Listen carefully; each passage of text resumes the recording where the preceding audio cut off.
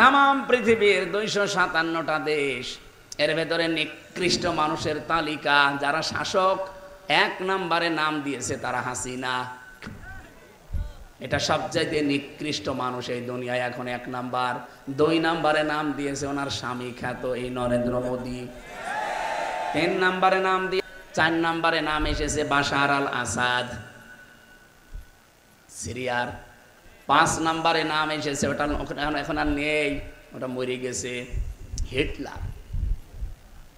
6 নম্বরে আর একজনের নাম এসেছে, ও নাম আমি এখন নিতে পারবো না, কিছুদিন পরে নেব।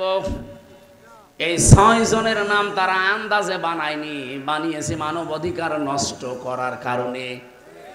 এই মোদি তামাম দুনিয়ায় যা করে দেখালো মানব অধিকার নষ্ট করে। ও বলছে আমি জঙ্গি হামলা চালিয়েছি।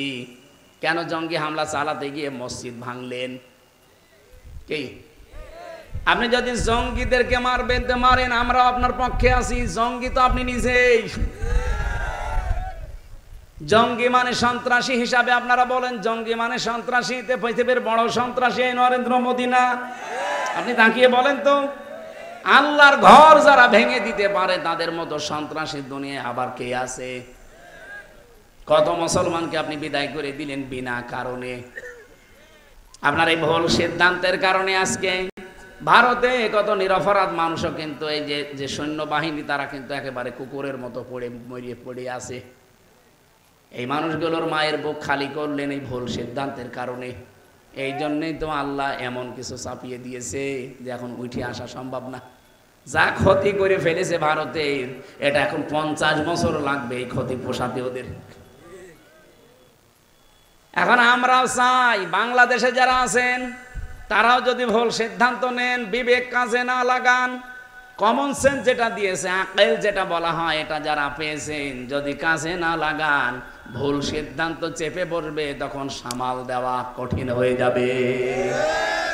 এখানে আর দেরি না। দেশের জনগণ 18 কোটি মানুষ এখন এক বাক্যে বলছে এই নিষিদ্ধ জিনিসকে নিষিদ্ধ করে দেন। আপনারা কেন কালক্ষেপণ করবেন? আলহামদুলিল্লাহ, ঠিক আছে। আমি আরো ঘন্টাখানেক আগে শুনেছি। না, নিষিদ্ধ করা খুব দরকার ছিল। কারণ কি জানেন, যে মানুষগুলো পালিয়ে গেছে ওরা নয় পালিয়েছে, কিন্তু ওদের ব্রেন তো নষ্ট হয়নি, ওরা তো এখনো কাজে লাগাচ্ছে। এই যে হাসাও মাহমুদ, এই শয়তানকে বসে আছে বাইরে, যে শয়তান তো যদি মরিয়েও যায় তো ওরে মনে হয় দায়িত্ব দিয়ে গিয়েছে। এরকম হাজার হাজার শয়তান, 4500 শয়তান অলরেডি ভারতে আছে। আমি 5 তারিখের পর থেকে যত দেশে গেলাম, প্রায় দেশে দেখি 2-4 জন শয়তান বসে আছে। সিঙ্গাপুরে, মালয়েশিয়া, থাইল্যান্ড, বাহরাইন, যতগুলো দেশ ঘুরছি, হোটেলে উঠি তো হোটেল থেকে নিচে নামে একটু খাবার খাওয়ার জন্য, চা খাওয়ার জন্য, দেখে 2 শয়তান বসে আছে। কি গো হুজুর, আমরা আগেই পালিয়েছি। আপনি পালালেন কেন? আপনাদের না 620টা বাড়ি? হ্যাঁ, আপনাদের না 620টা বাড়ি? একটা বাড়িতে তো এখন থাকতে পারেন না। বলে তাওবা করে ভালো হয়ে যাব, আপনাদের বিশ্বাস করব কি করে? ইতিহাস তো আমরা জানি, 14 বার সুযোগ দিয়েছিলাম, একবারও ভালো হননি। আর আল্লাহর ঘোষণা আছে, মানুষ যখন পাপের সীমা ছাড়িয়ে যায় তখন আল্লাহ তাকে আর ঘুরিয়ে নিয়ে আসার কোনো রাস্তা থাকে না। ফেরাউনও কিন্তু পাপের সীমা যখন ছাড়িয়েছে তখনও বলেছে আন্নাহু লা ইলাহা ইল্লাল্লাযী আমানাত বিহি বানু ইসরাঈল ওয়া আনা মিনাল মুসলিমিন। আমি তো ঈমান এনেছি বনি ইসরাইল, যার উপর ঈমান এনেছে তার উপরে, আমি তো মুসলমান। ওয়া আনা মিনাল মুসলিমিন, আমি মুসলমান। এর বড় ফেরেশতারা আমারে পানিতে চুবায় আবার তোলে। আল্লাহ ডাক দিলেন, আল আন আকাদ আসাইতা ক্বাবলু ওয়া কুনতা মিনাল মুফসিদিন। এখন এর আগে তুমি বড় স্বৈরাচার ছিলে, সন্ত্রাসী ছিলে, তোমার কারণে আমার বহু বান্দা দুনিয়া থেকে বিদায় নিয়েছে বিনা কারণে। তোমার কারণে হাজার হাজার বান্দা কষ্ট পেয়েছে বিনা কারণে। আজ যদি এই নিষিদ্ধ সংগঠন যেগুলো হয়ে গেছে এরা যদি মাফ চায়, আপনি মাফ আল্লাহ করছে না, করবেন কি করে বলেন? আল্লাহ মাফ করবে না, কারণ তাদের দ্বারা আয়না ঘর তৈরি হয়ে হাজার হাজার মানুষ 8 দিন 10 দিন না, 8 বছর 10 বছর 14 বছর আয়না ঘরে ছিল, এটা এখন বিশ্ব দেখে ফেলেছে। আরে ভাই আমি নিজেও তো 10 দিন ছিলাম, আমি নিজেও 10 দিন মাটির নিচে ছিলাম, আমি দেখেছি কত ভয়ঙ্কর জায়গা ওটা, পৃথিবীর সাথে পুরা বিচ্ছিন্ন। আমি 5 ওয়াক্ত নামাজের ভেতরে 4 ওয়াক্ত নামাজ জানতাম না যে এখন কয়টা বাজে, শুধু ওই যখন ডিউটি পাল্টায় তো বুঝতাম এখন মনে হয় এই সময়। কারণ যারা আসতো ওরা তো মানুষ না, মানুষ নামের কলঙ্ক, কাছে জিজ্ঞাসা করলে মা বাপ তুলে গালি দেয়। আমি বলি যে ভাই একটু নামাজ পড়বো, কয়টা বাজে? এমন এমন অফিসার আমাদের পাহারায় দিত, নামাজের কথা বললেই খেপে যায় যে নামাজ দিয়ে কি হবে, নামাজ দিয়ে যদি কিছু হয় তে মাটির নিচ থেকে তোরে নিয়ে যায় না কেন? কি বলবেন বলেন? এমনি পতন হয়েছে ওদের, আল্লাহর আরশ পর্যন্ত কেঁপে গেছে। 4 ওয়াক্ত নামাজ আমি নিজে বলছি, এই যে কোরআন আমার সামনে, আমি নিজে 4 ওয়াক্ত নামাজ আন্দাজে পড়েছি। আমি জানি না কোন দিকে পশ্চিম, আমি জানি না কোন দিকে কেবলা, কারণ আমার পেছনে হাত হ্যান্ডকাপ দিয়ে বাঁধা, আমার মাজায় দড়ি লাগিয়ে ওরা টাঙিয়ে রাখার চিন্তা করেছিল 11 ঘন্টা। আমার চোখ তো কালো কাপড় দিয়ে বাঁধা, মাটির নিচে শুধু ছলছল করে আওয়াজ হয় পানির, আমার মনে হয় পাশ দিয়ে কোনো ড্রেন ছিল। এমন জায়গায় আমি জানতাম না যে এখন কোথায় আছি। আমার তো তাও 10 দিন পরে জেলখানায় দিয়ে দিল, কিন্তু ব্যারিস্টার আরমান 8 বছর একাধারে একটা ঘরে কাটিয়েছে। আপনি নিজেকে একটু দাঁড় করান তো, ওই জায়গায় কেমন লাগে আপনার? 8টা বছর 10টা বছর একটা মানুষ পড়ে আছে, এমনকি নিজের নাম সে ভুলে গেছে। আমাকে যেদিন ওখান থেকে বের করে কোর্টে চালান করে আমি দেখেছি, ওই দেওয়ালের সাথে কেউ গরম বড় বড় নখ দিয়ে খুশিয়ে খুশিয়ে লিখে রেখেছে, ভাইরা কেউ যদি বাইরে যেতে পারেন এই নাম্বারটাই জানাবেন যে আমি অমক বেঁচে আছি। এখনো পর্যন্ত অনেকে জালেমের সাফাই গায় যে কি করেছে বুবু, কি করেছে, আপনার সাথে তো করেনি, আমার সাথে করেছে আমি জানি। এরকম চেয়ার দেখিয়েছিল আমারে, এই যে আয়না ঘর আবিষ্কার হওয়ার পরে যে চেয়ার দেখেছেন ওটা তো কারেন্টের শর্ট দেওয়া চেয়ার, ওটা তো ঘোরে। আর আমার যে চেয়ারে বসিয়েছে আমি নিজে এই চেয়ারে হাতের সাথে পায়ের সাথে ক্লিপ লাগানো, গলার সাথে এমনিতেই কালো কাপড় দেওয়া ক্লিপ লাগানো।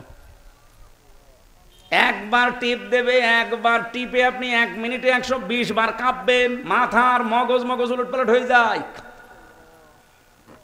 এতটুকু শেষ করে দিলে তো বাঁচি না। আমারে নিয়ে এসেছিল এই নখ তোলার জন্য, যে একটা টিপ দিয়েছে মাত্র। আজ পর্যন্ত 4.5 বছর চলছে, 3 বছর তো জেলে ছিলাম আর 1 বছর বের হয়ে গেছে। এই 4.5 বছরে এখনো নখটা আমার ভালো হয়নি। এই দেখেন একটা চাপ শুধু।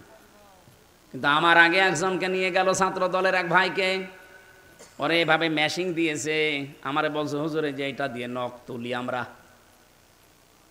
এখানে হাতের সাথে আর পায়ের সাথে মেশিং লাগিয়ে শুধু একটা টিপ দেবে, একবারে নখগুলো সব উঠে চলে আসবে। আরে ভাই নখ উঠে গেলে ছেড়ে দে না, ওর ওপর আবার লবণ ছিটিয়ে দেয়। আমার রাগটা কি এমনি মনে করছেন? আপনি নিজেকে ওই জায়গায় একটু 3 বছর দাঁড় করান তো আপনার কেমন লাগে? আমি তো যোগাযোগ বিচ্ছিন্ন ছিলাম, জানি না যে বাইরে কেউ বেঁচে আছে না মরে গেছে, কারণ আমার সিসি ক্যামেরা দিয়ে রেখেছিল কেউ আমার সাথে যেন কথা না বলে। 3টা বছর আমি জানি না আমার মা বাবা আছে কিনা। জেল থেকে বের হয়ে শুনলাম আমার দাদা মরে গেছে, আমার নানি মারা গেছে, আমার চাচাতো ভাই মরে গেছে, অথচ একটাও আমি জানতাম না। কারারক্ষীরা যদি জিজ্ঞাসা করে যে ভাই বাইরের খবর কিছু জানেন, ও শয়তান এমন আচরণ করতো মা বাপ দুইলে গালিগালাজ দেয়। কারণ যাদের দায়িত্ব পেতাম একটাও তো মুসলমান না। সুব্রত বালা, অসিত কুমার, দেবদুলাল, আশিক রায়, এর নাম শুনে বোঝা যাচ্ছে শয়তান। ওর কাছে তো আলেম সালেম নেই, সবই ওর কাছে সমান। আরো আলেমের নাম দেখলেও ঘৃণা করে। রিমান্ডে আমারে যারা সবচাইতে বেশি অত্যাচার করেছে, আমার মাথার চুল থেকে পায়ের তালু পর্যন্ত 1 ইঞ্চি জায়গা বাকি নেই যেখানে ওরা টর্চার করে নাই। এই জন্যই তো আজকে কাঠের চেয়ারে বসতে পারি না। এটা আমি বালিশ দিয়ে নিয়েছি এমনি না, কাঠের চেয়ারে বসলে আমার 10 মিনিট পরে ব্যথা আরম্ভ হয়ে যেত। এমন টর্চার করেছে এটা বউ ছাড়া কাউকে দেখানো যায় না।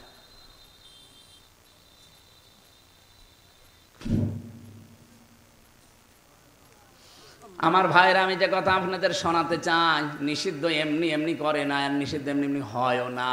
অনেকগুলো পাপ জমা হয়ে আছে। ফেরাউনকে যেমন আল্লাহ ফেরত আসার আর সুযোগ দেয়নি, ওর পথ যারা স্বৈরাচারী মনোভাব নিয়ে গিয়েছে তাদেরকেও আল্লাহ আর ফেরত দেবে না। আগামীতে কেউ যদি ওরকম মনোভাব নিয়ে চলেন, 5 বছর পরে দেখবেন আপনার বাড়ি ওই জালেমদের মতো শ্মশান হয়ে গেছে। এই জন্যই তো একজন বলছে ওদেরকে নিষিদ্ধ করার দাবি তুলছে, 2 দিন পর যদি আমাদের তোলে। আপনার এত ভয় কেন? আপনি কি স্বৈরাচার?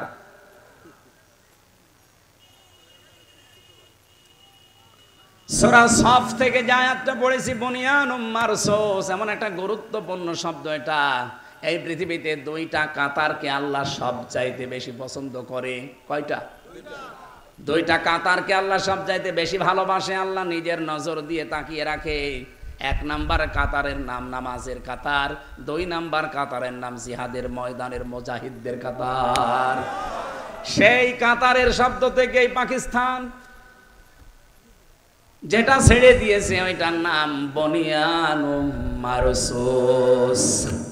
রব্বুল আলামিন বলেন, ইন্নাল্লাহা ইউহিব্বুল্লাযীনা ইউকাতিলুনা ফি সাবিলিহি সাফফান কাআন্নাহুম বুনিয়ানুম মারসুস। অবশ্যই আমি আল্লাহ নিজে ভালোবাসি। আপনি চিন্তা করতে পারেন শব্দটা কি আল্লাহ চয়েস করলেন। ইন্নাল্লাহা, অবশ্যই আমি আল্লাহ, ইউহিব্বুল্লাযীনা, তাদেরকেই ভালোবাসছি এবং বাসবো।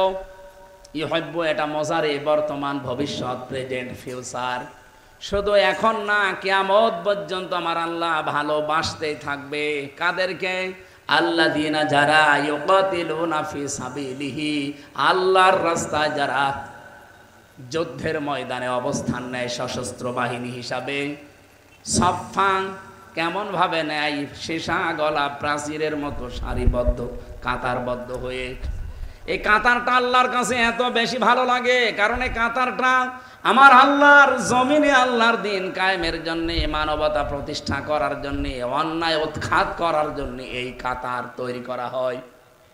ওরা যদি পাকিস্তানের মসজিদ না ভাঙতো, মাদ্রাসা না ভাঙতো, শিশুদেরকে হত্যা না করতো, ও পাকিস্তান এত ক্ষিপ্ত না।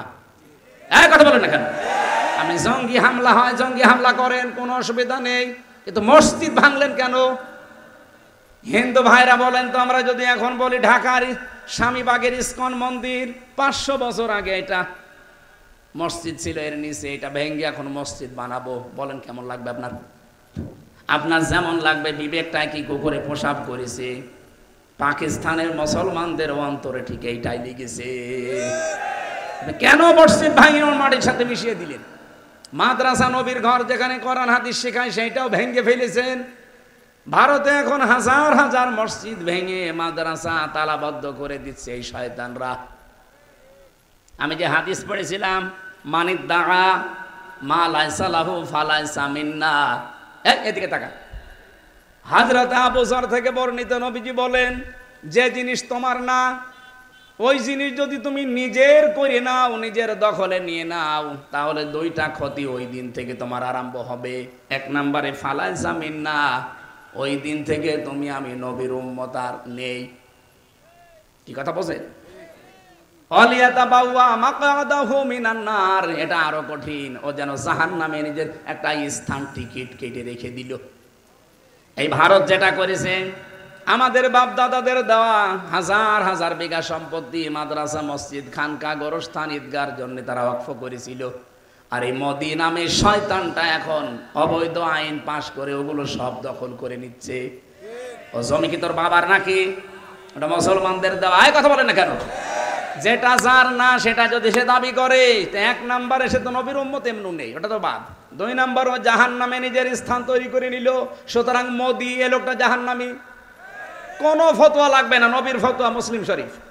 যেটা আপনার না ওটা আপনি দখল করছেন কেন? এই যেটা দখল করে নিয়েছে ওটা ওর বাপ দাদার। 1940 সালে দয়া করে এই ফিলিস্তিনের মুসলমানেরা ওদেরকে থাকতে দিয়েছিল। আমরা যেমন রোহিঙ্গাদেরকে দিয়েছি ওই রকম থাকতে দিয়েছিল, অথচ তাদেরকে এই তাড়িয়ে দখল করে নিচ্ছে। তার মানে ইসরায়েলের ইহুদিরা জাহান্নামী, ভারতের এই উগ্রপন্থী হিন্দু মুশরিক যারা, সব হিন্দু না, মুশরিক যারা, এরা যে জাহান্নামী, কোনো ফতোয়া লাগবে? আর এমনকি বাংলাদেশের সাথে হাদিসটা মেলে নাকি বলবো না? আবার নিজের দিকে টেনে নিয়েন না। আগস্টের 5 তারিখের পরে আমরা দেখতে পেয়েছি এই দেশে যে জিনিস যার না, অনেকেই সেটা দখল করে নিজের আয়ত্তে নিয়ে নিয়েছেন। এটা হয়তো খুলনায় নেই, যারা নিয়েছেন যেটা আপনার না ওইটাকে ফেরত দিয়ে দেন, নয়তো ওই দিন থেকে আপনি নবীর উম্মত আর নেই। এটা একটু কড়া হয়ে গেল? কিছুই হয়নি এখনো, কেবল ডোজ শুরু হচ্ছে। যারা যা নিয়েছেন ফেরত দিয়ে দেবেন। হ্যাঁ, এখানে একটা অপশন আছে হাদিসের টিকায়, এই যে ফা আছে না মাঝখানে, ফালাইসা মিন্না, ফা আরবি গ্রামার অনুযায়ী বালাগাত মান থেকে আমি পড়েছি 19টা অর্থে ফা আসে। কয়টা?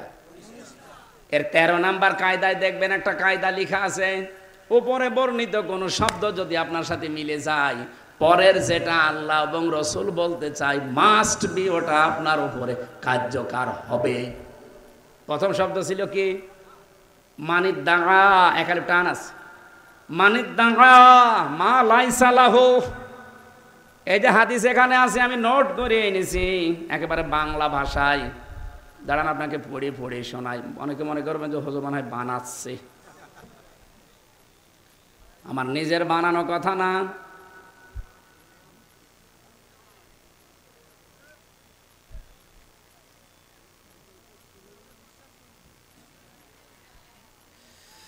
মানিদ্দাআ মা লাইসা লাহু ফালাইসা মিন্না ওয়ালিয়াতাবাওয়া মাকআদাহু মিনান নার। এই দেখেন, আন আবি যাররিন রাদিয়াল্লাহু তাআলা আনহু قال আন্নাহু সামিয়া রাসূলুল্লাহি সাল্লাল্লাহু আলাইহি ওয়াসাল্লাম ইয়াকুল মানিদ্দাআ মা লাইসা লাহু ফালাইসা মিন্না ওয়ালিয়াতাবাওয়া মাকআদাহু মিনান নার। রাহু মুসলিম। মুসলিম শরীফের 3765 নাম্বার হাদিস। হযরতে আবু যর বলেন, কোন ব্যক্তি যদি এমন জিনিসের দাবি করে যে জিনিসের প্রকৃত মালিক সে নয়, তাহলে তার 2টা শাস্তি। 1 নম্বরে সে আমার দলভুক্ত না, তার মানে আমার উম্মত না। 2 নম্বরে তার বাসস্থান জাহান্নামে সে যেন নির্ধারিত করে নিল।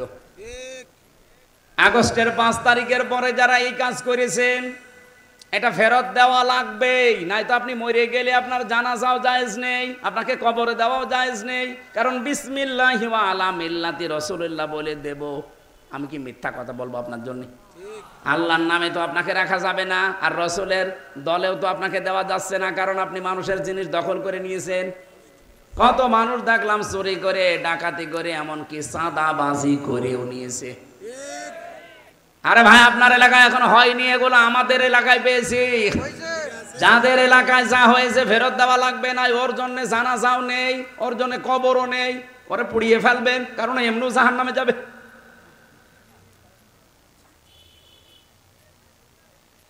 আমি বললাম না টিকায় একটা কথা আছে, যে হাদিসের টিকায় পড়বেন, মুসলিম শরীফের যে নাম্বার বললাম টিকা পড়বেন, আমি দেখেছি।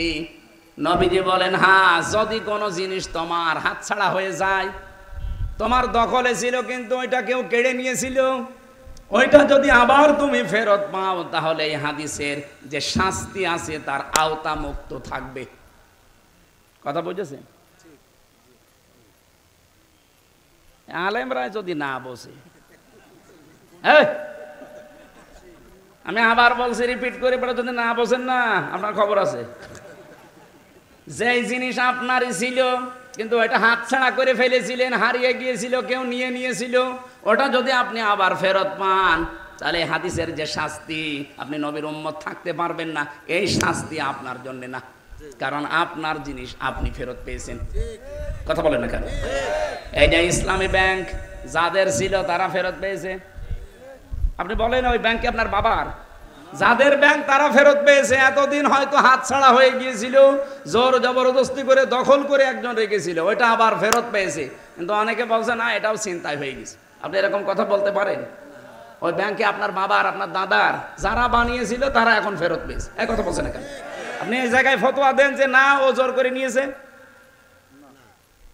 আরে ভাই আমার নিজেরটা বলছি আমি।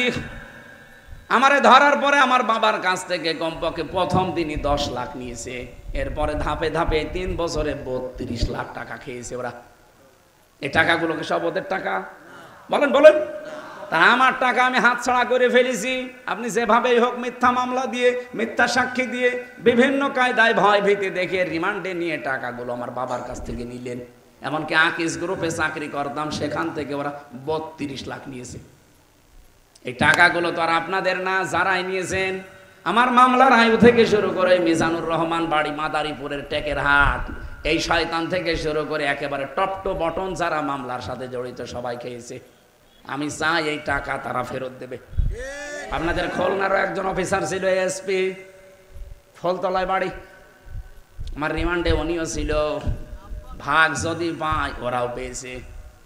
বিশেষ করে কাউন্টার টেররিজমের প্রধান যে ছিল গোপালগঞ্জের আসাদুজ্জামান, এই শয়তান বেশি খেয়েছে।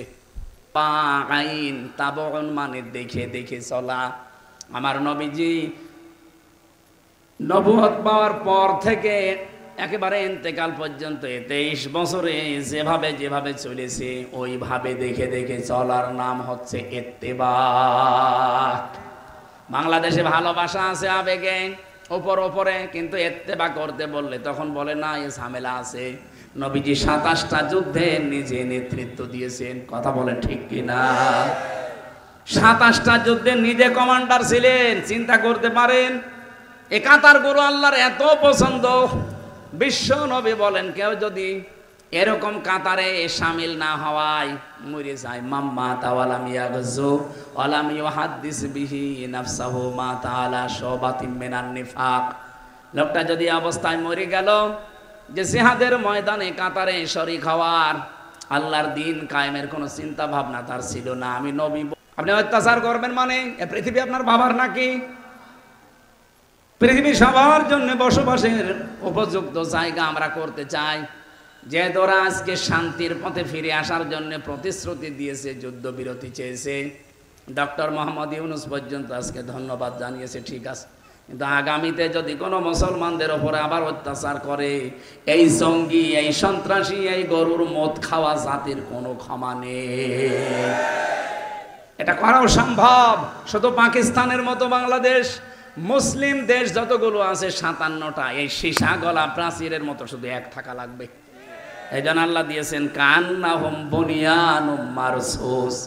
এই সফ, এই কাতার এত বেশি আমার পছন্দ হয় যারা সীসা গলা প্রাচীরের মতো ঐক্যবদ্ধ হয়ে দাঁড়িয়ে যায়। এ বাংলাদেশে আমরা এরকম একটা কাতার, এরকম একটা প্রাচীর চাই। হ্যাঁ, কথা বলেন না কেন?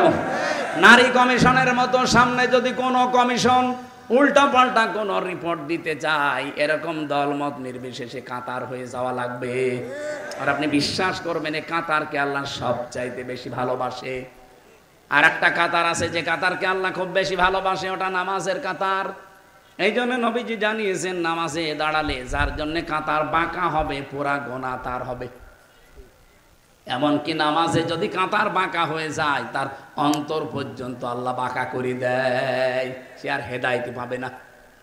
অবাংলার মুসলমানেরা আজ আমাদের দেশে যেহেতু নামাজ আছে কিন্তু নামাজের কাতার নেই। প্রশ্ন আসতে পারে, এত কাতার দিচ্ছি প্রতিদিন 5 বার করে, যে কাতার নেই মানে এ কাতার সে কাতার না। কোরআনে কারীম জানিয়েছে ওয়াকিমুস সালাতা ওয়াতুজ যাকাতা ওয়ারকাউ মা'আর রাকিঈন। সূরা বাকারার 43-44 নম্বর আয়াতে আছে, এই পৃথিবীতে যারা নামাজ কায়েম করে আর যাকাত দিয়ে দেয়, আমি আল্লাহ বলছি 3 নম্বরে তাদের আরেকটা গুণ হবে, তারা রুকুকারীদের সাথে রুকু করবে কাতারবদ্ধ হয়ে জামাতে। বলেন তো আয়াতের ভেতরে বিধান পেলাম আমরা একটা একটা করে 3টা। 1 নম্বরে ওয়াকিমুস সালাতা, যারা নামাজ কায়েম করবে। খুলনাবাসী, নামাজ কায়েম করার দায়িত্ব কি আমির হামজার? কার? আল্লাহর। মানে নামাজ কায়েম করার দায়িত্ব রাষ্ট্রের। এজন্য কোরআনে কারিমে যেখানে নামাজ কায়েমের কথা দেখবেন, আল্লাযীনা ইম্মাক্কান্নাহুম ফিল আরদি আকামুস সালাহ, যাদেরকে রাষ্ট্রীয় ক্ষমতা আমি দেই, তারা যদি মুসলমান হয় তাদের প্রথম দায়িত্ব তারা নামাজের বিল আনবে। আরো জোরে বলেন। তাহলে নামাজের বিল এটা তৈরি করার দায়িত্ব রাষ্ট্রের। এখানে সামনে 300 এমপি হবে বাংলাদেশে। 151 জন এমপি যদি এই বাংলাদেশে কোরআনে কারিম বুকে নিয়ে এবার প্রবেশ করতে পারে, তাহলে প্রথম সংসদ অধিবেশনে তারা বলবে, মাননীয় স্পিকার, আমরা নামাজের বিল চাই। এই কথা বলে না কেন? স্পিকার যদি বলেন হাত তোলেন, এই 151 জন যারা কোরআন বুকে নিয়ে প্রবেশ করেছিল, ওরা যদি একবারে হাত তুলতে পারে, ওই দিনই নামাজ বাংলাদেশে কায়েম হয়ে যাবে। ওই দিন থেকে 18 কোটি মানুষ এদেশে নামাজ আদায় করবে। আপনি হয়তো ভোট দিয়েছিলেন এই মানুষকে নামাজ কায়েমের জন্য। একটা 18 কোটি মানুষ নামাজ পড়লে যে সওয়াব পাবেন, প্রতিদিন ওই সওয়াব আপনিও পাবেন। এটা যদি আমি বানিয়ে বলি, আলেমদেরকে জিজ্ঞাসা করেন, সূরা নিসা 5 নাম্বার পারা 10 নাম্বার পৃষ্ঠা 11 নাম্বার লাইনের 85 নাম্বার আয়াতের প্রথম অংশে আছে। এত দলিল দিয়েও যদি কারো মন খারাপ হয়, যদি বলেন না ওইদিকে টেনে বলছেন, এদিকে আসেন, আসেন, কানের নিচে এমন জোরে 2টা দেব, আপনি সব বুঝে ফেলবেন। এত ভেঙে ভেঙে আয়াত নাম্বার, পারা নাম্বার, পৃষ্ঠা নাম্বার, লাইন নাম্বার বলে দিয়েও যদি এর মন খারাপ হয়, ওকে মানুষ না আবু জেহেল? আবু জেহেল এত খারাপ ছিল না। আবু জেহেলও চুরি করে কোরআন শুনতে যেত। আরে এত দলিল দিয়েও মানতে চাই না। আরে ভাই, নামাজ কায়েমের কথা বললে আপনার গায়ে আগুন ধরে। এটা তো আমার দায়িত্ব না, এটা দায়িত্ব সরকারের। এই 54 বছর যারা ছিল তারা যেহেতু পারে না, এবার আমরা এমন মানুষ পাঠাবো যারা পারবে। কথা বলে না কেন? এখানে কে আছে আমি জানি না। যদি কোরআনওয়ালা পান, যে কোরআন বুকে নিয়ে সংসদে যেতে পারে, এরকম মানুষকে ভোট দেবেন। ওটা যদি আপনার দলের লোক নাও হয়, কোনো অসুবিধা নেই। আমরা চাই এ কোরআন এবার সংসদে পাঠাবই। কারা কারা চান দেখি? লিল্লাহি তাকবীর। দেখেন তো হাত তোলেনি কেন?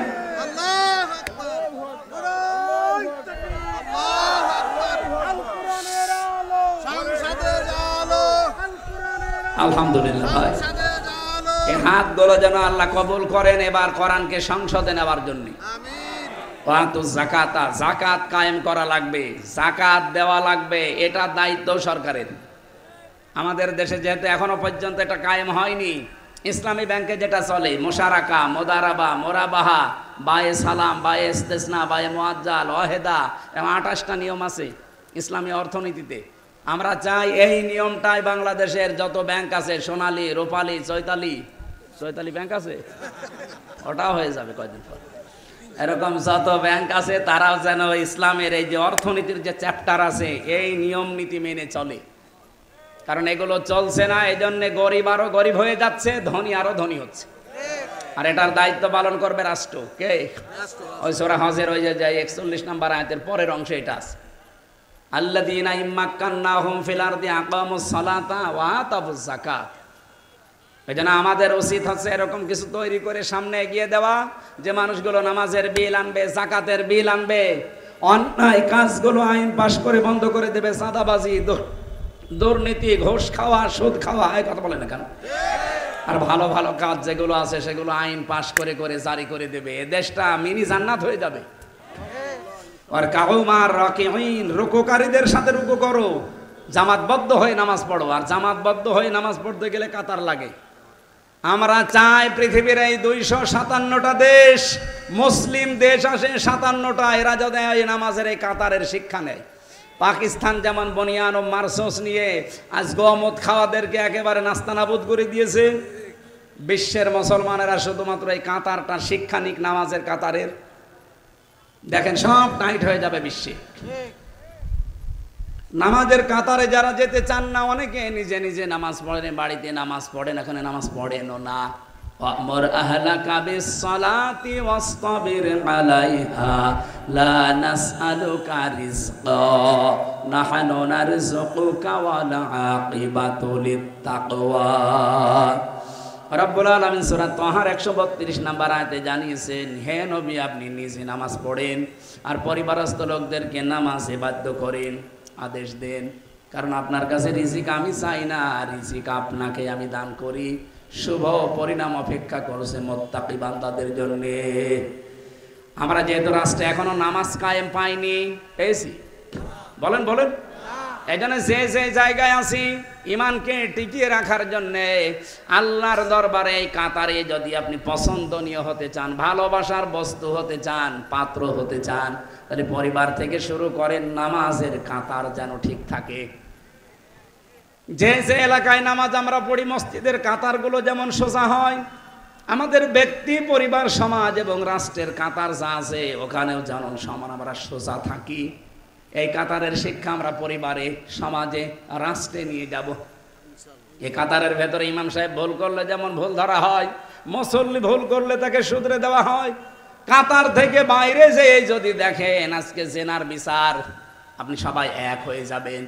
সারা বাংলাদেশ যদি এরকম এক হয়ে যায়, আওয়ামী লীগের মতো এই দেশেও সব নিষিদ্ধ হয়ে যাবে।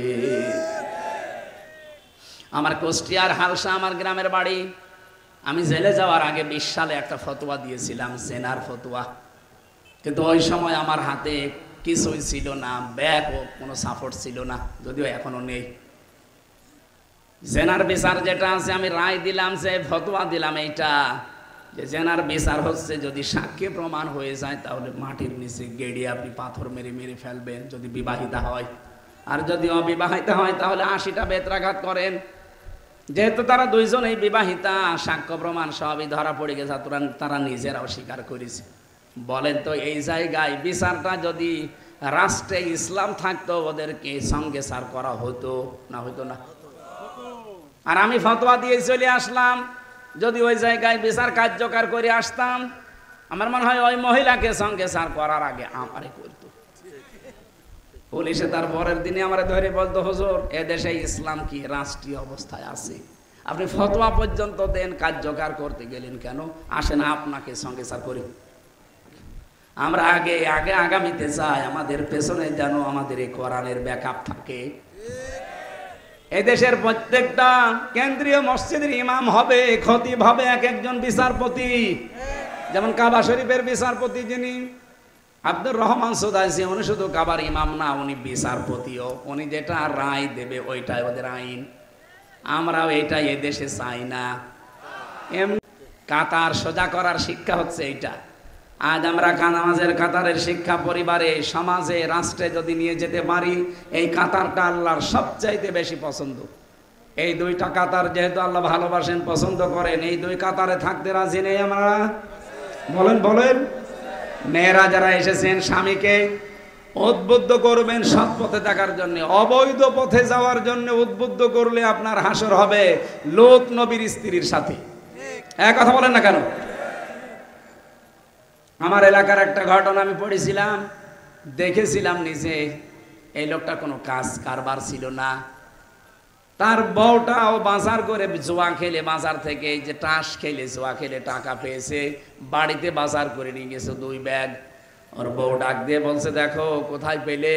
ও সরাসরি বলেছে, আমি জোয়া খেলেছি। বউ বলে, না, পেটে আমার এখন যে সন্তান আছে, এই সন্তান এখনো পর্যন্ত পরিপক্ক হয়নি, এটা আমি ফেলেও দিতে পারি, কিন্তু তুমি যে হারাম খাবার নিয়ে আসলে, এটা খেয়ে যেটা আসবে এটা জন্মগতভাবে হারামজাদা হবে। কথা বলেন না কেন? এটা জন্মগতভাবে হারামখোর হচ্ছে না। দরকার তুমি এই সমস্ত কাজ কারবার ছাড়বা, নাইতে আমারে বাদ দিবা। কয়েক মাসের ভেতরে সে পরিবর্তন হয়ে নিজেকে কন্ট্রোলে নিয়ে এসেছে, এখন কাজ করে খায়। মেয়েরা যারা এসেছেন, আপনাদের শুধু নামাজ পড়া, রোজা রাখা, কালো বোরকা পরা ইবাদত না, স্বামীকে দিনের পথে চালানোর জন্য ওই মহিলার মতো কঠোর হওয়া ইবাদত।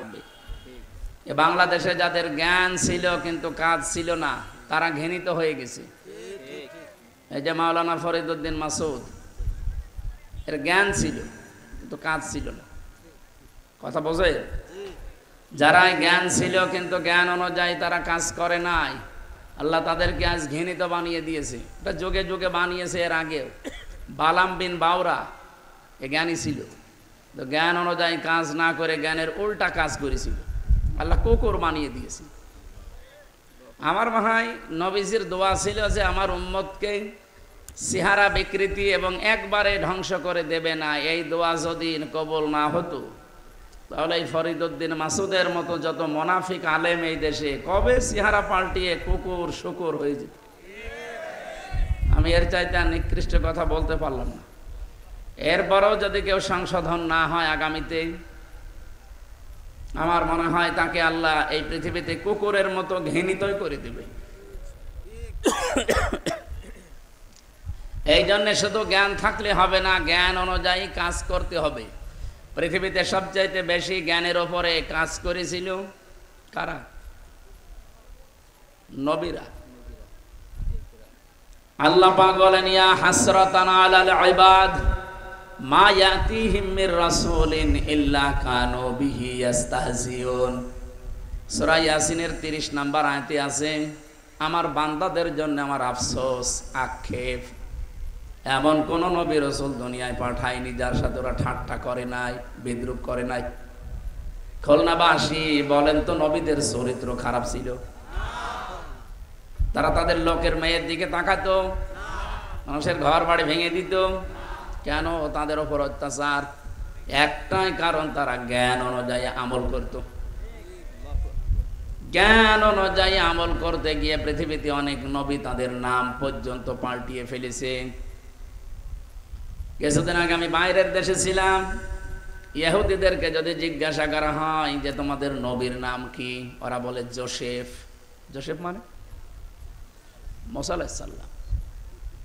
হযরতে মুসার নাম তারা পাল্টিয়ে জোসেফ বলে ডাকে। খ্রিস্টানকে যদি জিজ্ঞাসা করা হয় তোমার নবীর নাম কি, বলে যিশু। যিশু মানে ঈসা আলাইহিস সালাম। আর হযরতে দাউদ নবীর নাম পাল্টিয়ে ডেভিড বলে ডাকে। আমাদের জাতির পিতা যিনি, এই খুলনার পাশে এ জেলার উনি না, অনেকে মনে করে উনি বাঙালি জাতির পিতা, এইটাও মিথ্যা কথা।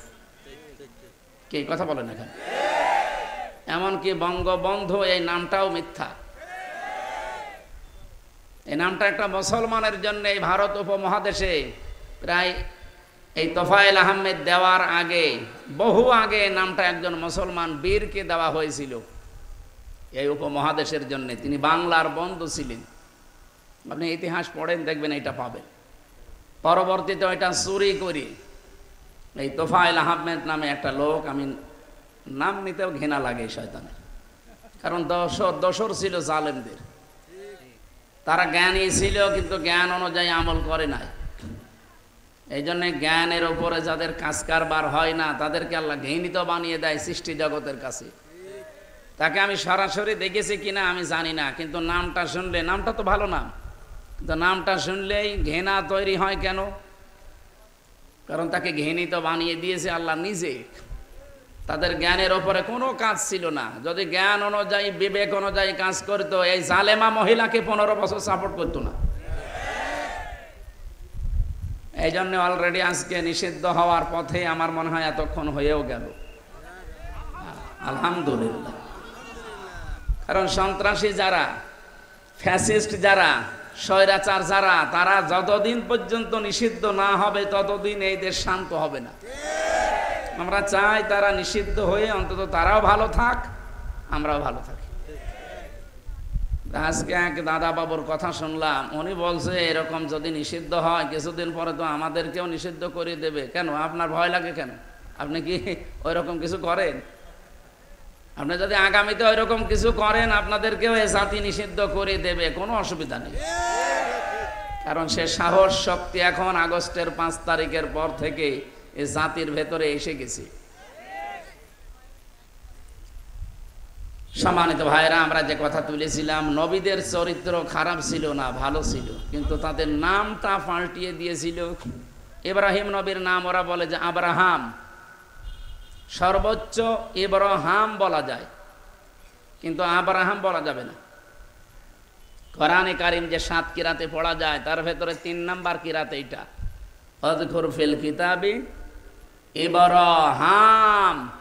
মিশরের কারি আছে না, ডক্টর আহমেদ নাইনা রহমতুল্লাহ, কি হাফিজাহুল্লাহ, ওনার তেলাওয়াত শুনবেন, দেখেন 7 কিরাতে পড়ে কোরআন শরীফ। 3 নাম্বার কিরাতে এই টানটা দেয়, আযকুর ফিল কিতাবি ইব্রাহিম।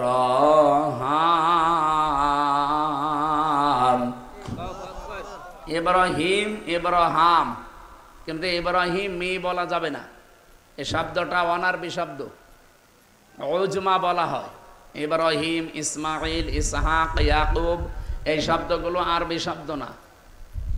কথা বুঝতেছে? কোন ভাষার শব্দ? অনারবি শব্দ। এটা আরবিতে ব্যবহার করেছেন আল্লাহ। কোরআনে কারিমে যেহেতু আছে, যারা বালাগাত মান্তেক পড়ে, আরবি গ্রামার যারা জানে, এরাব দেওয়া যারা বোঝে, অনারবি শব্দতে কখনো আপনি মানে জের দিতে পারবেন না। শেষে হয় জবর দেবেন নাই পেশ দেবেন। যেন ইব্রাহিম মা হবে নাই মো হবে, মি বলা যাবে না। যেহেতু একটা ক্লাস চলছে না, আরবি গ্রামারের ক্লাস চললে আমরা এসবগুলো ভেঙে ভেঙে আপনাদের বলতাম। আমি বোঝাতে চাই যে ইহুদিরা তারা আমাদের জাতির পিতা যিনি, আল্লাহর ঘোষণা দেওয়া, এটা কি আমরা বানিয়েছি? মিল্লাতা আবিকুম ইব্রাহিম হুয়া সাম্মাকুমুল মুসলিমিন। তোমাদের জাতির পিতার নাম ইব্রাহিম আলাইহিস সালাম, কারণ তিনি তোমাদের নাম রেখেছেন মুসলমান। এখান থেকে একটা মাসলা বের হয়। এদিকে তাকান। আর এই যে দাঁড়িয়ে আছেন কেন ভাই? বাবা হিসাবে উনি আমাদের উপর একটা দায়িত্ব পালন করেছে। যেহেতু আমরা বাবা, জাতির বাবা মানি কাকে? ইব্রাহিমকে। বলেন বলেন। শুধু বাংলাদেশে আমরা না, তামাম দুনিয়ায় 210 কোটি মুসলমান এখন সবাই বলে জাতির পিতা। আরো জোরে বলেন, জাতির পিতা। আর যারা জোর করে বানাতে চেয়েছিলেন তার নাম মানুষ বলে ঘোড়ার ডিম। আমি বাকিটা বললাম না।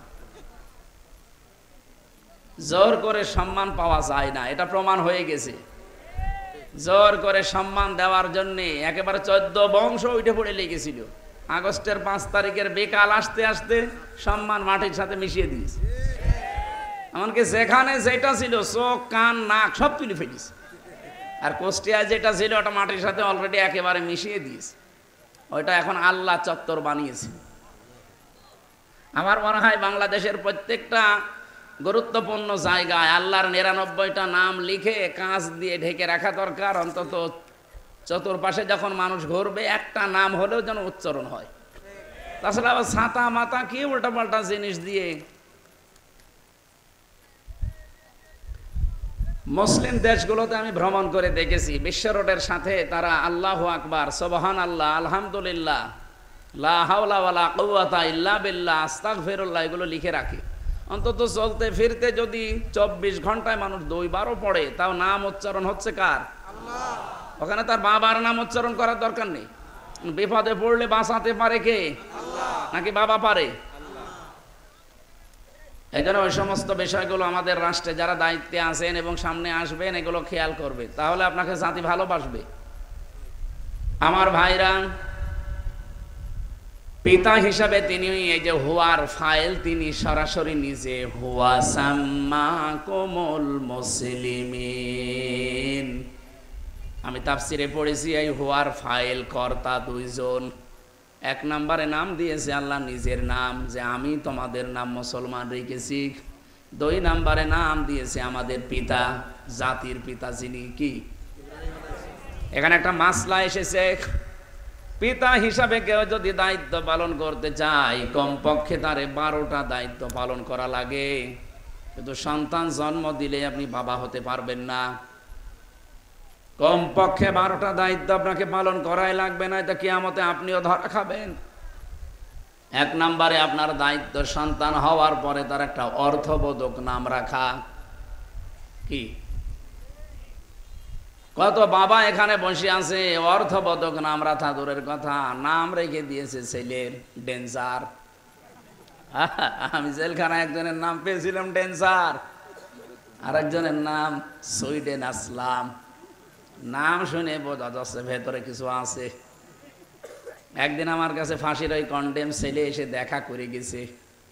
কি ভাই আপনি এত রাতে বাইরে? আসরের পরে তো কাউকে বাইরে থাকতে দেয় না, সবাই তো তালাবদ্ধ হয়ে যায়, আপনি?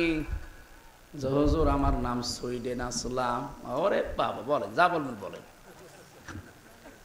নাম ওসা, চেহারাও তা সেই রকম লম্বা চড়া উষা, সেই রকম মোটা গোটা। চেহারা দেখলে আপনি মনে হবে যে 1 গ্লাস পানি খায়। ওনার নামে একটা সিনেমাও তৈরি হয়েছিল বাংলাদেশে, আসলাম ভাই, যে মান্না। আপনারা তো আর এইসব জগতে নেই, আপনারা আল্লাহর ওলি। নাম শোনেননি কোনোদিন? ওনার জীবনী নিয়ে এই সিনেমাটা বানিয়েছে। কি ভয়ঙ্কর মানুষ হতে পারে বলেন। এখন বাইরে এসেছে, 27 বছর ছেলে ছিল। তাহলে সন্তানের নাম আপনাকে রাখা লাগবে একটা অর্থবোধক নাম। কিয়ামতের দিন আল্লাহ যখন মাফ করার জন্য কিছুই পাবে না, তখন নামের ওসিলায়ও মাফ করে দেবে।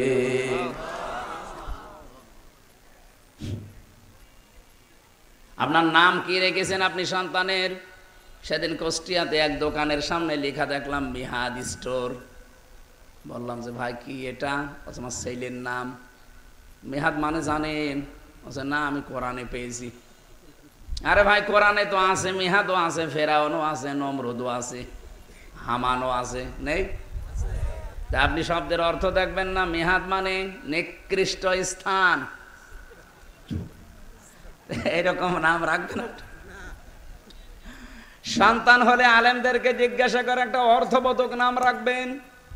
নামের প্রভাব মানুষের জীবনে কিন্তু অনেকাংশে পাওয়া যায়। কি কথা বললেন না কেন? নামের প্রভাব অনেকের জীবনে কিন্তু প্রতিফলন ঘটতে দেখা যায়। আমার ছোটবেলায় নাম, আমার বংশের মানুষ যারা, বিশেষ করে আমার দাদা, উনি রেখেছিল সোহেল রানা, নায়কের নাম না? পরবর্তীতে মাদ্রাসায় আসার পরে প্রিন্সিপাল সাহেব বলে না, এ নাম রাখা যাবে না। আমি নাম আজকে থেকে পাল্টিয়ে দিলাম আমির হামজা। এর নামটা ভালো না? নাম শুনে অনেক মানুষ ভয় পায়। বিভিন্ন জেলায় যাওয়ার পরে মনে করে যে আমির হামজা মানে বিশাল জিনিস, যার পরে দেখে শরীর চলে না, ও এই হুজুর। নামের তো একটা গুণাগুণ আছে। এই জন্য আমার 12টা বলা উদ্দেশ্য না, একটাই বললাম, নামটা অর্থবোধক রাখবেন। কারণ একবার যদি কোনো নাম আপনার সন্তানের পড়ে যায় না, ও সারা জীবনে আপনি যত উপরে ওঠেন না কেন, নাম কিন্তু আর ঘষে না, ওইটাই থেকে যায়। উপন্যাসে একটা গল্প পড়েছিলাম, একজনের নাম ছিল ফ্যান চাটা। একটা নাম হইল, লোকটা বলছে আমি গরিব ছিলাম, আমাকে বলতো চাতা, আমি কিছুই মনে করি নাই, কিন্তু এখন আমি ধনী হয়ে গেছি, আমার নাম আমি এইটা আর রাখবো না, পাল্টাবো। নাম পাল্টাতে হলে তো এলাকার মানুষকে জানানো লাগবে। তখন তো আর এই ফেসবুক, টুইটার, ইউটিউব ছিল না। এলাকার মানুষদেরকে ডাক দিয়ে একটা গরু ছাগল জবাই করে খাওয়াচ্ছে যে আজকে নাম পাল্টাবো। চেয়ারম্যান সাহেব মাইক নিয়ে বলছে, ভাইরা আমার, বোনেরা আমার, এই লোকটার নাম আমি আজকে থেকে পাঠিয়ে দিলাম পাল্টিয়ে, এর নাম এখন থেকে মধু চাটা। লোকটা মাইক হাতে নিয়ে বলছে, ভাইরা আমার, বোনেরা আমার, আমার গরু ছাগলও গেল, আমার নামও পাল্টালো, কিন্তু নাম থেকে ওই চাটাটা আর গেল না। আগে ছিলাম ফ্যান চাটা, এখন হলাম মধু চাটা। আপনি যতই উপরে ওঠেন, নাম কিন্তু পাল্টাবে না। এই জন্যই সন্তানের নাম এমন সুন্দর করে অর্থবোধক একটা নাম রাখবেন, এই নামের প্রভাবও যেন তার জীবনে পাওয়া যায়। সর্বোপরি কিয়ামতে আল্লাহ যখন কিছু না পাবে, নামটা দেখে যেন মাফ করে দেয়। ওরা নাম পাল্টিয়ে দিয়েছে নবীদের। আমি দেখেছি বহু নবীর নাম তারা পাল্টিয়ে পাল্টিয়ে ডাকে। এমনকি মুসলিম বিজ্ঞানী ছিল আল ক্যামি, তার নাম পাল্টিয়ে ডাকে কেমিস্ট্রি। হযরতে জাবির রাদিয়াল্লাহু তাআলা আনহু একটা নাম করা সাহাবী, তার নাম পাল্টিয়ে ওরা ডাকে আল জাবরা। এই বাংলাদেশেও নাম পরিবর্তনের হিড়িক তৈরি হয়েছিল এই 15.5 বছরে। এমন কোন জায়গা নেই যেখানে নাম পাল্টায়নি। যার নাম যা থাক পাল্টিয়ে দেন আগে বাবার নাম। কি কথা বলেন না কেন? এমনকি টয়লেটের নামও আমি দেখেছি বঙ্গবন্ধু টয়লেট। কি গো, আমি কি ওখানে যে এই নাম জপব?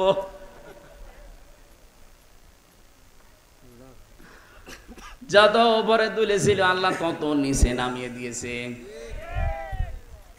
এই জন্য নাম পরিবর্তনের হেডেক যারা তৈরি করেন, কেন আপনি শহীদ জিয়াউর রহমানের নামটা পাল্টিয়ে অন্য একজনের নাম দিলেন? কি দরকার ছিল? কত কোটি টাকা খরচ হয়েছে আপনি কি জানেন? টাকায় যদি নিজের বাবার টাকা হতো আপনি এভাবে নষ্ট করতে পারতেন না। দেশের ওপর এত মায়া, এত মহব্বত দেখিয়েছেন সারা জীবন, কি দেখালেন? এমনি কি নিষিদ্ধ করছে মানুষ? এই আওয়াজটা উঠতো না, যা করেছেন এখন মানুষ সব টের পেয়ে যাচ্ছে। মানে আবার বলে আমার কি দোষ এখনো আমি জানি না। আপনি জানেন না? আপনার জন্য সিরাজউদ্দৌলা মরে গেছে। এই কথা বলছেন কেন? আপনার কারণে সিরাজউদ্দৌলা মরে গেছে, আপনার কারণে আল্লামা সাঈদী মারা গেছে।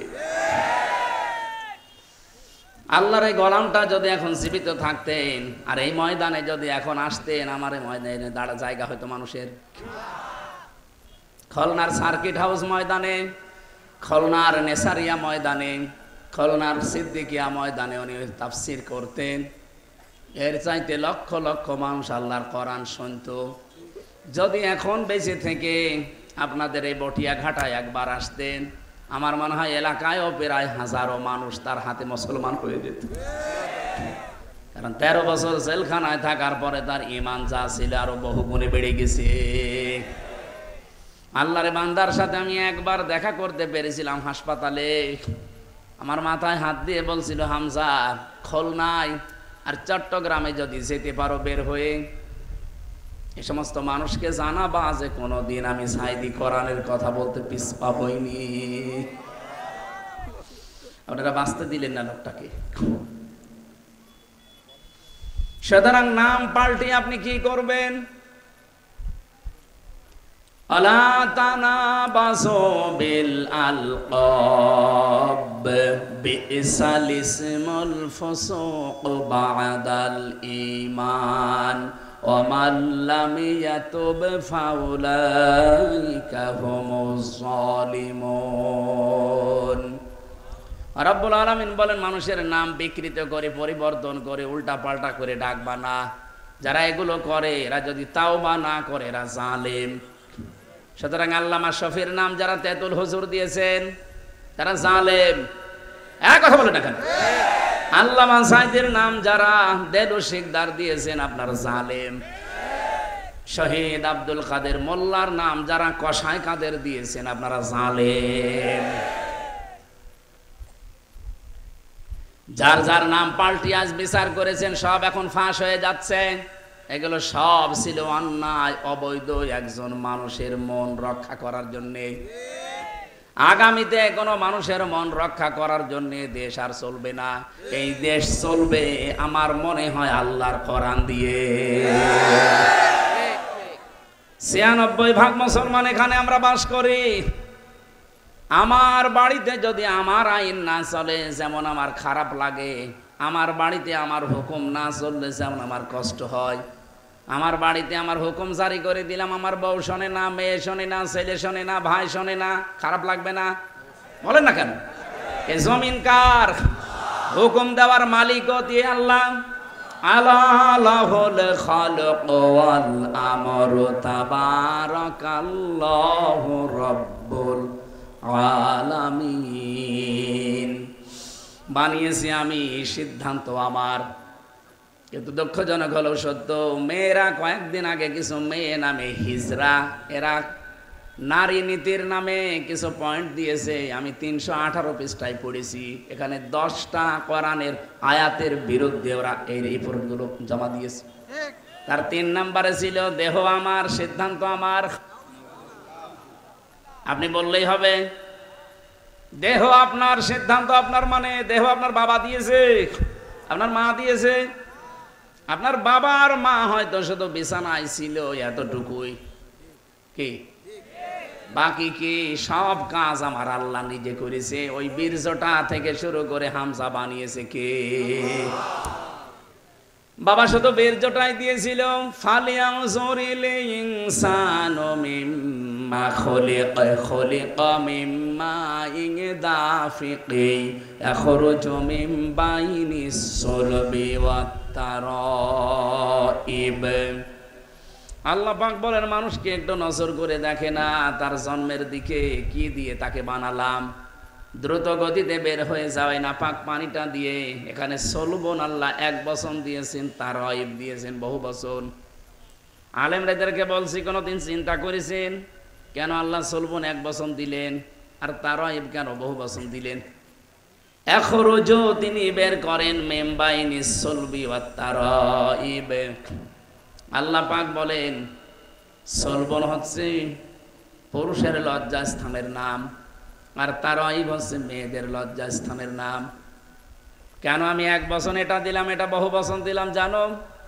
এই পৃথিবীতে পুরুষের তুলনায় সন্তানকে দুনিয়ায় নিয়ে আসা পর্যন্ত কমপক্ষে 3 গুণ কষ্ট মায়ের বেশি হয়। বাবার তো দায়িত্ব শুধু বিছানায় শেষ, মায়ের এই কষ্টটা দুনিয়ায় আজ পর্যন্ত কেউ ভোগ করে নাই। যে 10 মাস 10 দিন পেটে রাখা কোনো বাবা টের পেয়েছে না, এটা শুধু মা টের পেয়েছে। এই জন্যে নবীজি আয়াতের দিকে তাকিয়ে মায়ের সম্মান 1 গুণ বাড়িয়ে দিয়েছেন। 2 নম্বরে ডেলিভারির যে কষ্টটা, বিজ্ঞান এখন এই কষ্ট পরিমাপ করেছে। এই এদিকে তাকান, পৃথিবীর প্রত্যেকটা জিনিস পরিমাপ করার যন্ত্র আছে। এই যে কষ্ট পেলে মানুষ কিভাবে কষ্ট পায় আর কষ্ট কিভাবে মাপ দিতে হয়, এর একটা যন্ত্র আছে, ইউনিট বলা হয়। পৃথিবীতে যত শক্তিশালী পুরুষ আমরা আছি, সর্বোচ্চ 45 ডিগ্রি 45 ইউনিট কষ্ট আমরা সহ্য করতে পারি। এর বেশি দিলে আপনি মরে যাবেন। বিজ্ঞান এখন কম্পিউটারে দেখাচ্ছে এই পৃথিবীতে একটা মা দুনিয়ায় সন্তান নিয়ে আসতে 57 ইউনিট কষ্ট সহ্য করে। পৃথিবীর কোন পুরুষ মারবে না। এই জন্য মা বাপ যাদের আছে, বিশেষ করে মা যাদের আছে, দোয়া নেবেন তাদের কাছে, খেদমত করে খুশি রাখবেন। আমি সহ যারা আছি, দুনিয়া সব একদিকে, মা যেন একদিকে। বলেন আমি খেয়ে থাকে না খেয়ে থাকে, আত্মহত্যা পর্যন্ত করে। কয়েকদিন আগে আপনার রাজশাহীতে গেছেন, 4টা ছেলে মেয়ে তার, এরপরও লোকটা ট্রেনের উপরে মাথা দিয়ে মরে গেল। জীবনের উপরে কত ঘৃণা আসলে সন্তানদের কাছে সাপোর্ট একেবারে কতটুকু না পেলে আর জীবন রাখতে চায় না মানুষটা। 3 নম্বরে বিশ্বনবী জানিয়েছেন, সন্তান হবার পরে যে 2 বছর, এই 2 বছর পর্যন্ত যারা দুধ পান করায়, এটা দুনিয়ার কোনো বাবা আজও করায়নি। করিয়েছে? বাবা করাবে কি দিয়ে? আমার মেশিন পত্র আছে। দায়িত্ব আল্লাহ জানে মাকে দিয়েছেন। যদিও মায়ের দুধ পান করার দায়িত্বটা না, বাবারই দায়িত্ব। والوالدات يرضعن أولادهن حولين كاملين لمن أراد أن يتم الرضاعة। সূরা বাকারা 2 নম্বর পারা 17 নম্বর পৃষ্ঠার 1ম নম্বর লাইনের 233 নম্বর আয়াতের প্রথম অংশে আছে। এটা তাফসিরে ফি জিলালিল কোরআনে তথ্যটা পাবেন। আল্লাহ পাক এখানে কিন্তু কোনো মেয়ে লোকের নাম দেয়নি। লিমান আরাদা আইয়ুতিম্মার রাদা, এটা মুযাক্কার শব্দ। যারা আরবি বোঝে, শব্দ ভাঙতে পারে, জিজ্ঞাসা করেন এটা মুআন্নাস না এটা মুযাক্কার। লিমান আরাদা আইয়ুতিম্মার রাদা, মুযাক্কার দিলেন কেন? অথচ এর আগে আল্লাহ 2 বছর দুধ পান করানোর দায়িত্বের কথা বলতে বলতে আল্লাহ মুযাক্কার দিলেন, মুআন্নাস না দিয়ে, মায়ের নাম না দিয়ে বাবার নাম নিয়েছেন। এই কারণে মা যদি সন্তানকে দুধ না পান করায় তার গুনাহ হবে না, এই দায়িত্বটা বাবার। কিন্তু বাবার যেহেতু জিনিসপত্র নেই, এই জন্যে মা এটা পালন করে দেয়। আর মা যদি বলে যে আমি পালন করব না, আমি টাকা দেওয়া লাগবে, টাকা দিয়ে আপনাকে পান করানো লাগবে, এটা আমার মনে হয় মাইকে বলা ঠিক হচ্ছে না। কারণ আমার এই ছোট মেয়েটার বয়স এখন কেবল 8 মাস। ম্যাডাম যদি শুনে কালকেই বলে হুজুর বাড়ি আসো, এইটারে দুধ পান করাবো, 5 লাখ টাকা দেওয়া লাগবে, কি বলবে না? এই জন্য মাইকে বলা আমার মনে হয় ভুল হয়ে গেল। থক্কু, আমি আজ জীবনে বলবো না। সম্মানিত মা বোনেরা, কোন মানুষ যদি সন্তানকে 1 ফোঁটা দুধ পান করায়, নবীজি বলেন একটা মরা মানুষ জীবিত করে দিলে যে সওয়াব পাওয়া যায়, মায়ের আমল নামায় আল্লাহ এই সওয়াব দান করে। এই যে 3টা কারণে, পেটে নেওয়ার কষ্ট, ডেলিভারির কষ্ট এবং সন্তানকে দুধ খাওয়ানোর কষ্ট, দুনিয়ার কোনো বাবা আজ পর্যন্ত টের পায়নি, শুধু মা টের পেয়েছে। বিজ্ঞান এখন দেখিয়ে দিচ্ছে বাবার ইবির যদি আমার আল্লাহ 4টা জিনিস বানিয়েছে, চুল, রগ, হাড় আর পর্দা, মায়ের নাপাক পানি দিয়ে আল্লাহ আরো 4টা জিনিস বানায়, রক্ত, গোশত, চর্বি আর চামড়া। 4 4 8টা জিনিস এক হলে আমার আল্লাহ নিজের সিদ্ধান্তে আরো 5টা জিনিস দয়া করে দান করেন। ওয়াজআলা লাকুমুস সামআ ওয়াল আবসারা ওয়াল আফইদা। সূরা নাহলের ভেতরে আছে 78 নম্বর আয়াতের মাঝের অংশে পাবেন, 14 নম্বর পারার 14 নম্বর পৃষ্ঠার 13 নম্বর লাইনে আছে। এটাও ফি সিলালিল কোরআনে আছে। আল্লাহ বলেন শ্রবণ শক্তি, দর্শন শক্তি, বাক শক্তি, আকেল শক্তি আর ঘ্রাণ শক্তি, এই 5টা আমি আল্লাহ আমার রব নামের কারণে তোকে দিয়েছি। 8 5 13টা জিনিস যখন এক হয়ে যায়, আস্তে করে আল্লাহু আখরাজাকুম মিন বুতুনি উম্মাহাতিকুম লা তা'লামুনা শাইআ। মায়ের পেট থেকে বাচ্চার আকারে আস্তে করে বের করে নিয়ে আসি। যখন কোনো আওয়াজ করা বা কোনো কিছু বোঝার মতো, বলার মতো ক্ষমতা তোমার ছিল, আজ একটু কিছু পেয়েই বলছো না সিদ্ধান্ত আরে আমার দেহ আমার সিদ্ধান্ত আমার। এজন্য আমরা এই মাহফিল থেকে আহ্বান জানাই, যদিও সারা দেশের আলেমরা মুসলমানেরা অলরেডি এটাকে প্রত্যাখ্যান করেছে, আমরা চাই 92 থেকে 96% মুসলমানের এই দেশে ইসলাম বিরোধী কোনো আইন যেন কেউ সামনে নিয়ে আসার দুঃসাহস না দেখায়। রিপোর্ট মানা দূরের কথা, ওটাকে আমরা কমিশনই মানি না। কমিশন আমরা মানবো। এই দেশে মহিলা যা আছে সবার কাছে আপনি স্বাক্ষর নেন, ওই কয়টা হিজড়ার কাছে স্বাক্ষর নেবেন কোন কারণে? ওগুলো কি মহিলা?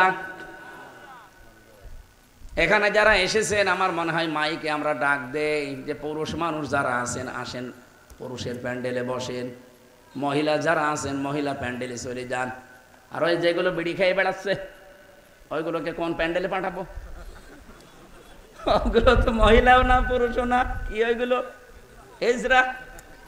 10 জন মহিলা যে রিপোর্ট দিয়েছে নারী কমিশনে, আমি দেখলাম ওগুলো চেহারার দিকে তাকিয়ে টেলিভিশনে, বলে একটাও মহিলার মতো লাগে না, কারণ ওদের কাটিং কোটিং পাল্টিয়ে গেছে। বাকিটা বললাম না।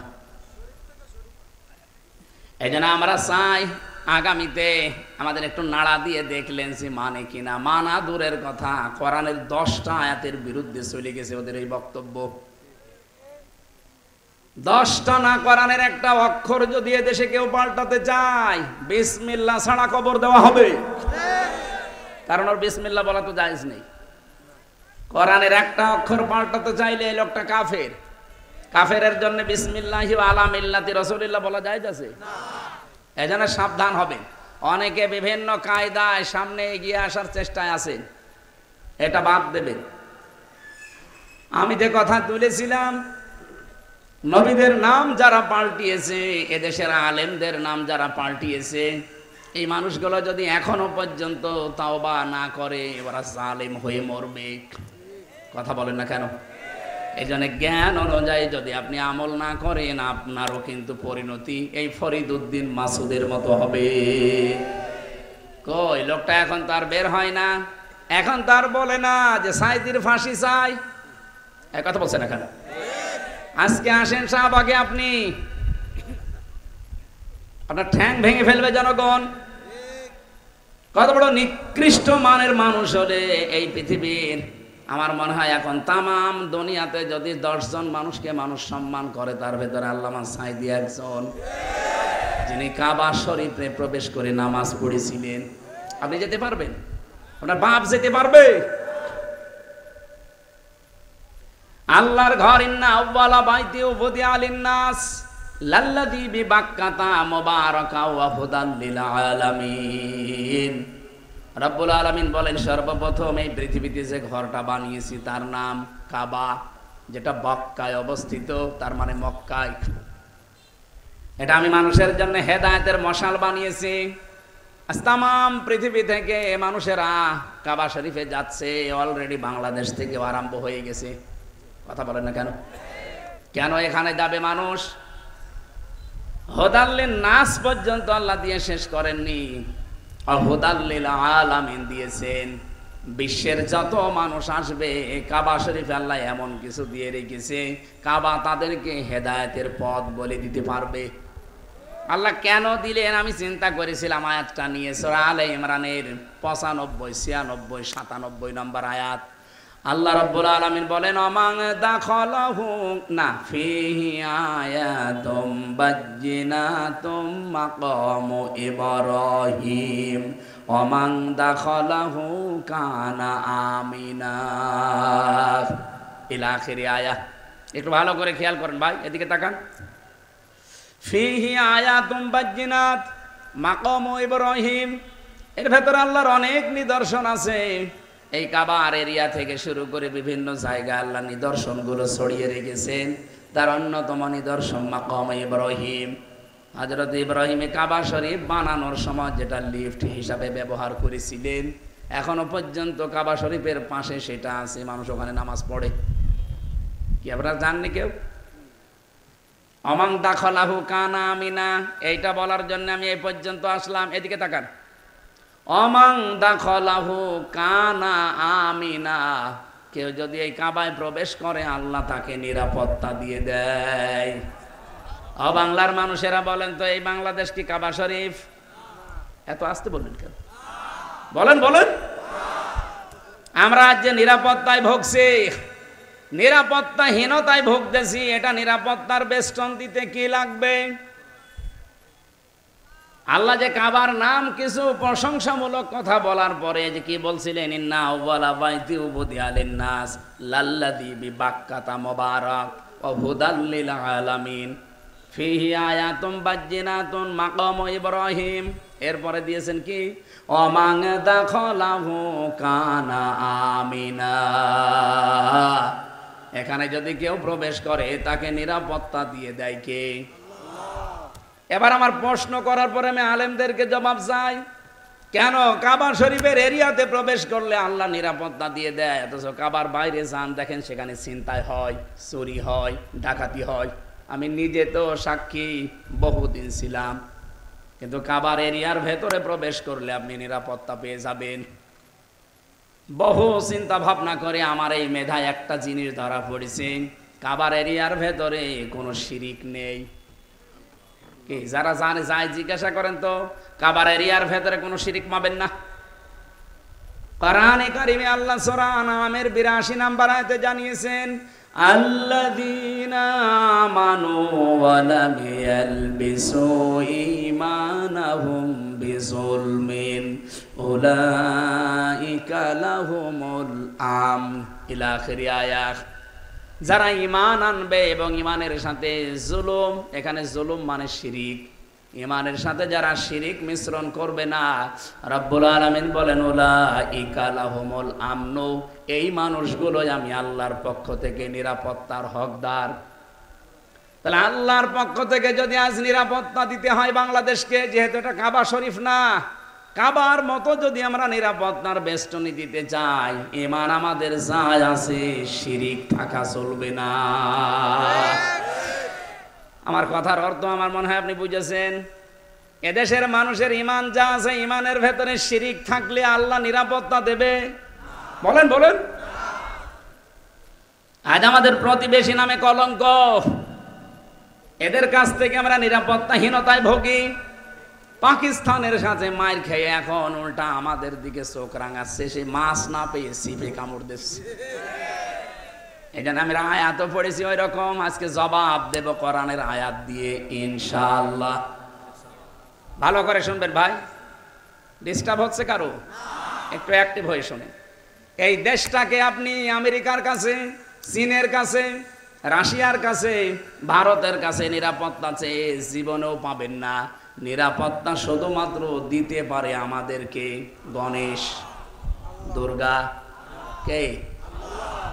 আরে ভাই, অন্য ধর্মের যারা আছে তারা নাই বলুক যে হ্যাঁ আমাদের নিরাপত্তা আমাদের গণেশে দেবে, আমাদের দুর্গায় দেবে, সরস্বতী দেবে দিক। আমরা যারা ৯২-৯৩ ভাগ মুসলমান, বলেন আমাদেরকে নিরাপত্তা একমাত্র দিতে পারে কে? নিরাপত্তা দিতে পারে যেহেতু আল্লাহ, ওনার ঘোষণা এটা, যারা ঈমানের সাথে শিরিক মিশ্রণ করে না তারাই নিরাপত্তার হকদার। এই জন্য আমরা বাংলাদেশকে শিরিক মুক্ত করতে চাই। এদেশে একটা প্রকাশ্য শিরিক চলছে, সকল ক্ষমতার উৎস জনগণ, এটা একটা শিরিক। কি কথা বলছেন না কেন? আন্নাল কুওয়াতা লিল্লাহি জামিআ, ক্ষমতার উৎস কে? এটাকে যারা না মেনে বলেন ক্ষমতার উৎস জনগণ, আপনি কিন্তু শিরিক করলেন। আর শিরিক করলে মানুষটা মুশরিক হয়ে যায়। এক কথা বলছেন না কেন?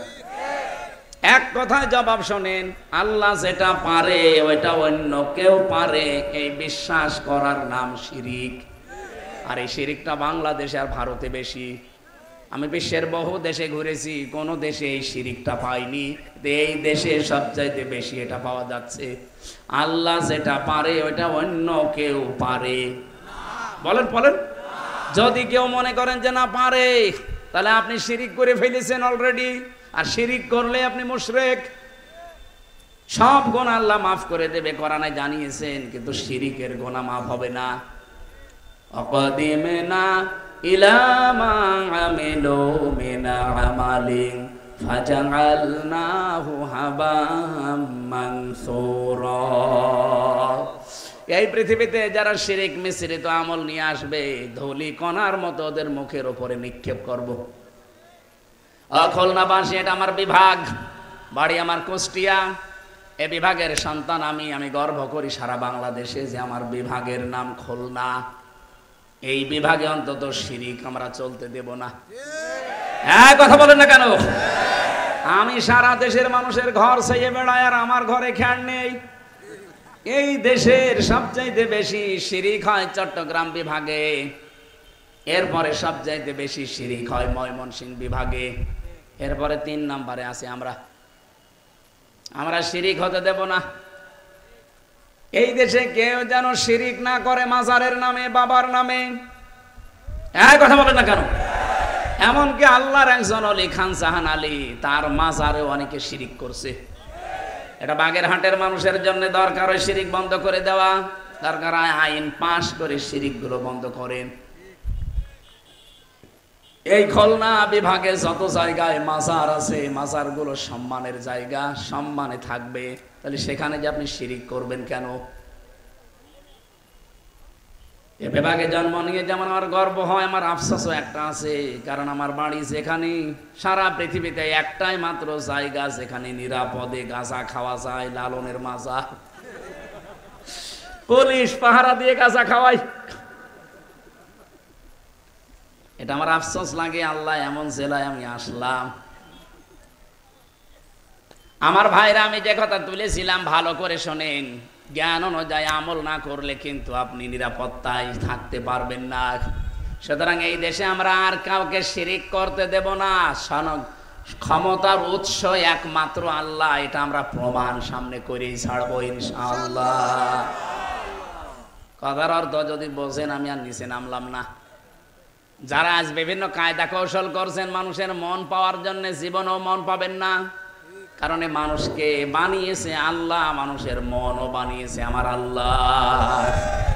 এদেশের মানুষ এখন অলরেডি বুঝে ফেলেছে যে এই দেশকে নিরাপত্তার বেষ্টনী দেওয়ার জন্য ইসলাম ছাড়া বিকল্প নেই।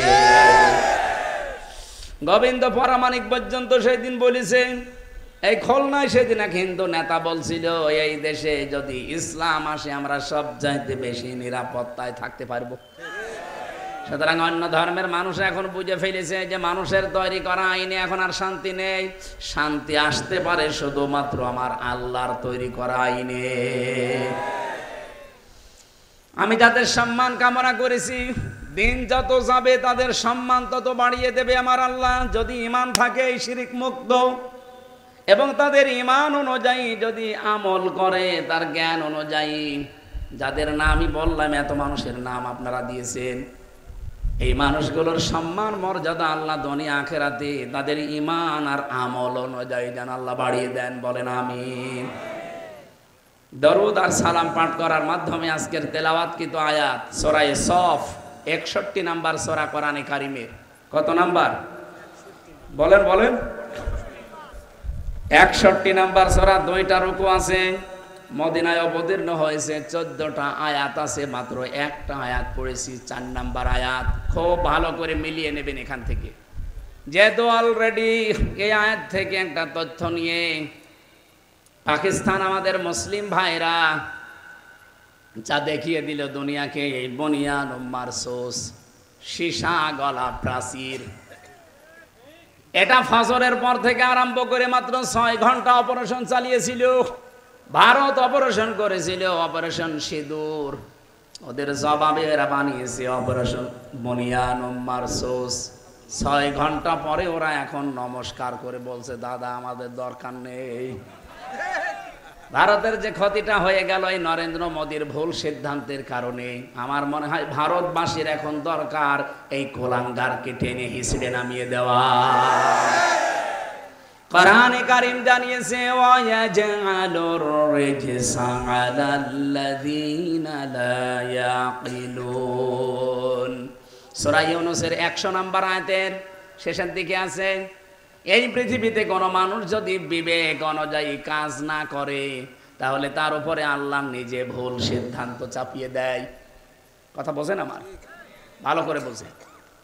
কোনো মানুষ যদি তার বিবেক অনুযায়ী কাজ না করে, তার জ্ঞান অনুযায়ী যদি কাজ না করে, কমন সেন্স আকল, তাহলে আল্লাহ বলেন তার উপরে আমি রিজসা ভুল জিনিস চাপিয়ে দেই। এই নরেন্দ্র মোদী নামে পৃথিবীর নিকৃষ্ট এই শয়তান, এই কোলাঙ্গার, একে মানুষ বলা ঠিক নাই, আল্লাহর ঘর ভেঙে ফেলেছে, একটা জানোয়ার। কথা বলে না কেন? আপনি আজ দুপুর 12:30টার একটা রিপোর্ট পেয়েছি, আমেরিকা পাঠিয়েছে।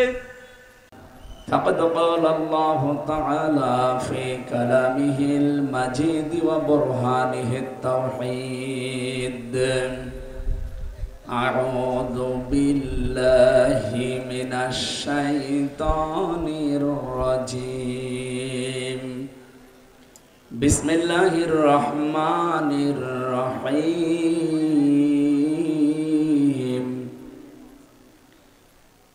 إن الله يحب الذين يقاتلون في سبيله صفا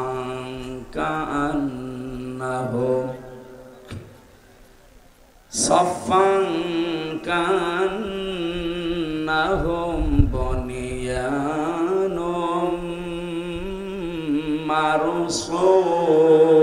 مرصوص إن الله يحب الذين يقاتلون في سبيله صفا كأنهم بنيان مرصوص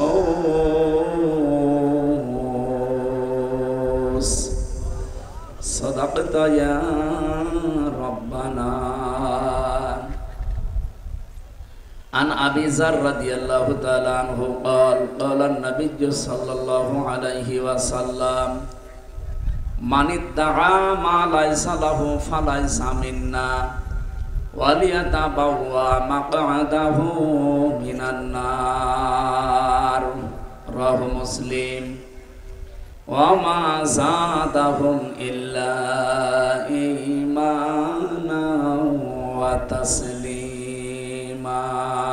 اللهم صل على سيدنا مولانا محمد.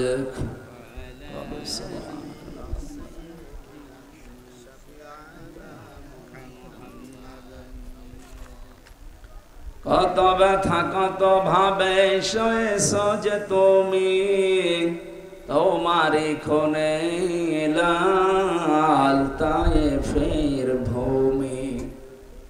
ফেরেশতা এসে চায় ধ্বংসের হুকুম, লৌহ মাখা মোহাম্মদ প্রাণেতে হাসরাত। হে আল্লাহ ক্ষমা করো তায়েফে বাসীর, হে এরা বোঝেনি তো আমি যে মোহাম্মদ, হৃদয়ে মোহাম্মদ। আলহামদুলিল্লাহ। খুলনা জেলার বটিয়াঘাটা থানার অন্তর্গত নয়তলা গ্রামবাসীর উদ্যোগে সপ্তম বাৎসরিক তাফসীরুল কোরআন মাহফিল 2025, সম্মানিত সভাপতি জনাব আব্দুল হালিম আকুঞ্চি, অবসরপ্রাপ্ত শিক্ষক, সারা জীবন জ্ঞানের আলো ছড়িয়েছেন, আল্লাহ যেন কবুল করেন, আমিন। প্রধান অতিথি অবসরপ্রাপ্ত ক্যাপ্টেন আলহাজ মোহাম্মদ মিজানুর রহমান, বিশেষ অতিথি হিসাবে যাদের নাম দিয়েছেন আমন্ত্রিত অতিথি, ওরফানা আলাকা যিকরক, সকলের সম্মান মর্যাদা আল্লাহ দুনিয়া আখেরাতে যেন আরো বাড়িয়ে দেন। তো সম্মান পাওয়ার জন্য যেটা দরকার সেগুলো তাদের থাকা লাগবে। সম্মান যদি কেউ পেতে চায় দুনিয়া আখেরাতে, কি থাকা লাগবে? ঈমান এবং এলেম। এই কথা বললো কে গো? কথা বলা যাবে না ভাই, ইশারাই করবে। আর আপনি এখানে তাল গাছের মতন দাঁড়িয়ে আছেন, পেছনের এক লিস্টটা হবে না? বসেন। ইয়ারফাউল্লাযীনা আমানু মিনকুম ওয়াল্লাযীনা উতুল ইলমা দারাজাত। তোমাদের ভেতরে যারা ঈমান আনে আর এলেম অর্জন করে, দিন যত যাবে তাদের মর্যাদা আল্লাহ বাড়াতেই থাকবে।